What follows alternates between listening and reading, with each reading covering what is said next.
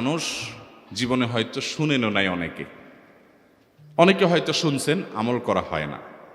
খুব সীমিত সংখ্যক আল্লাহর বান্দার আমলের তৌফিক হয়। সেটা হলো ইয়া যাল জালালি ওয়াল ইকরাম। এটা একটা জিকির, আল্লাহ তাআলাকে ডাকা, আহ্বান করা, এটাই জিকির। ইয়া যাল জালালি ওয়াল ইকরাম। নবী করিম সাল্লাল্লাহু আলাইহি সাল্লাম বলেছেন, আলিজু বিয়া যাল জালালি ওয়াল ইকরাম। তোমরা ইয়া যাল জালালি ওয়াল ইকরাম এটাকে আঁকড়ে ধরো, এটাকে নিয়মিত করো, বেশি বেশি করে বলতে থাকো এটাকে সব সময় এটাকে মুদাওয়ামাতের সাথে কন্টিনিউয়াসলি এটা বলতে থাকো, ইয়া যাল জালালি ওয়াল ইকরাম।